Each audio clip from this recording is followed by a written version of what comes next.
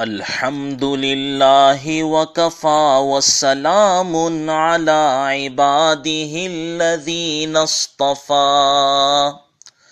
میں نیندوں سے اٹھ کر کڑی سردیوں میں، خیالوں میں کھو کر کڑی بارشوں میں، نگاہیں چرا کر میں لوگوں سے اپنی، تمہیں کچھ خبر ہے میں کیا مانگتا ہوں؟ بیاباں میں جا کر کڑی دھوپ میں بھی فلک پر نظر ڈالے کیا مانگتا ہوں؟ نمازوں میں آنسو بہا کر خدا سے، تمہیں کچھ خبر ہے میں کیا مانگتا ہوں؟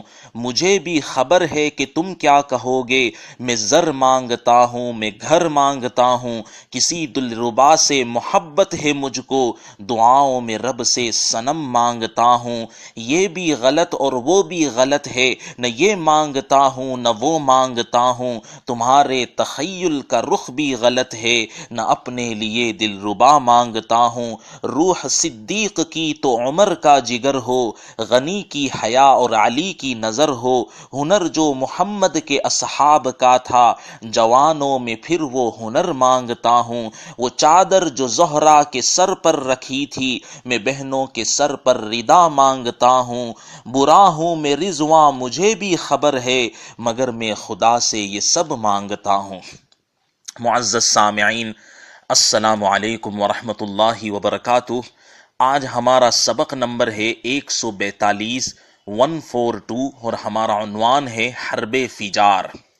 دیکھیے، عرب میں ایک زمانے جاہلیت میں بڑے طویل عرصے سے لڑائیوں کا ایک سلسلہ جاری تھا۔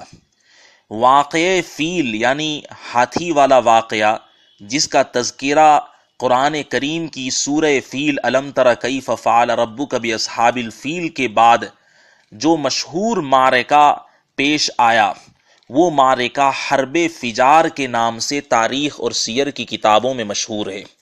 یہ معرکہ یعنی یہ جنگ اور لڑائی قریش اور قبیلہ قیس کے درمیان میں پیش آئی تھی۔ سب سے پہلے جو قیس نام کا جو قبیلہ تھا، وہ پہلی مرتبہ جب معرکہ ہوا تو قریش کے اوپر غالب آ گیا۔ اس کے بعد میں قریش یہ قیس خاندان پر غالب آ گئے، یعنی جیت گئے۔ بالآخر صلح یعنی دوستی اور آپسی بھائی چارگی اور عہد و پیمان پر جنگ کا اور معرکے کا خاتمہ ہو گیا۔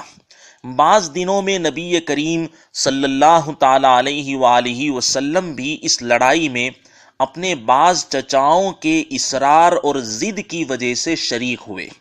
ویسے وہ نہیں جا رہے تھے، لیکن سرور کائنات علیہ الصلوۃ والسلام سے ان کے چچاؤں نے ضد کی اور انہیں مجبور کیا تو وہ شریک ہوئے۔ لیکن شریک ہو کر بھی اس معرکے میں پیارے آقا نے کوئی قتل و قتال اور جنگ اور لڑائی نہیں کی۔ علامہ سہیلی رحمۃ اللہ علیہ لکھتے ہیں کہ اس معرکے میں نبی کریم علیہ الصلاۃ والتسلیم اپنے چچاؤں کے ساتھ مل کر کے اس لیے انہوں نے لڑائی نہیں کی اس معرکے میں جانے کے باوجود بھی، حالانکہ آپ لڑائی کی عمر کو پہنچ چکے تھے، تو اپنے چچاؤں کو صرف تیر اٹھا اٹھا کر دیا کرتے تھے، جنگ نہیں کرتے تھے۔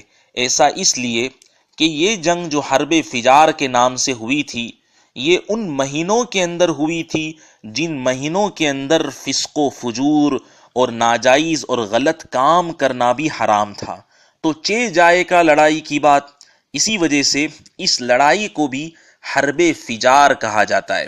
اس کے علاوہ دوسری بات یہ تھی کہ جتنے بھی لوگ اس لڑائی کے اندر شریک تھے، وہ سب کے سب جو ہے وہ جنت کا یقین نہیں رکھتے تھے، وہ یقین کرنے والے نہیں تھے، اور یہ معرکہ کوئی ایسا تو نہیں تھا کہ یقین کرنے والے اور یقین نہ کرنے والوں کے بیچ میں ہو، بلکہ یہ جو معرکہ ہوا تھا اور یہ جو زمانے جاہلیت میں جنگ ہوئی تھی، وہ صرف آپسی دشمنی، نفرتیں اور چھوٹی چھوٹی باتوں کے اوپر وہ آپس میں بھیڑ جاتے تھے۔ یہ اسی قسم کا معرکہ ہوا تھا جس میں رسول اللہ صلی اللہ علیہ وسلم نے کوئی بھی شرکت نہیں کی تھی۔ ابن ہشام فرماتے ہیں کہ اس وقت آپ صلی اللہ تعالی علیہ وآلہ وسلم کی عمر 14 یا 15 سال کی تھی، اور محمد ابن اسحاق رحمۃ اللہ علیہ وہ فرماتے ہیں کہ اس وقت سرور کائنات فخر الرسل محمد عربی تاجدار مدینہ صلی اللہ تعالی علیہ وآلہ وسلم کی عمر شریف 20 سال کی تھی۔ تو خلاصہ یہ نکلا، اور اس سے فائدہ یہ ہوا ہمیں کہ بھئی کوئی بھی کچھ کام ہو، جو ایسا کام جس سے دنیا اور آخرت کا کوئی فائدہ ہمیں حاصل ہوتا ہو، اور اللہ اور اس کے رسول صلی اللہ تعالی علیہ وآلہ وسلم کی نظروں میں وہ کام محبوب ہو، تو پھر اس میں شرکت کرنا چاہیے اور محنت کرنا چاہیے۔ اور ایسا کام جس کے اندر نقصان ہو، خرابی ہو، فضول کام ہو اور بیکار کام ہو، اور اس سے خسارہ اور گھاٹا لازم آتا ہو، تو ایسے کاموں سے اپنے آپ کو بچانا چاہیے۔ پھر بھی اگر رشتہ دار ہیں اور جو سگے والے ہیں، وہ اگر ہم جانتے ہیں کہ یہ چیز ٹھیک نہیں ہے، لیکن سگے والے اس کام کے کرنے کے اوپر مجبور کر رہے ہیں، تو اس کام کو نہ کریں، اور اس کام کے کرنے پر ان کی مدد بھی نہ کرے، لیکن اس طرح ان کے ساتھ رہے کہ ان کو برا بھی نہ لگے۔ اس بات کا بھی خاص خیال رکھنا چاہیے، جیسا کہ سرور کائنات علیہ الصلوۃ والسلام نے مجبوری کے درجے میں بھی چچاؤں کو برا نہ لگے ایسا انہوں نے کام نہیں کیا۔ اللہ تبارک و تعالی ہم سب کو کہنے سے اور سننے سے زیادہ کہنے والے کو بھی اور سننے والوں کو بھی عمل کی توفیق عطا فرمائے۔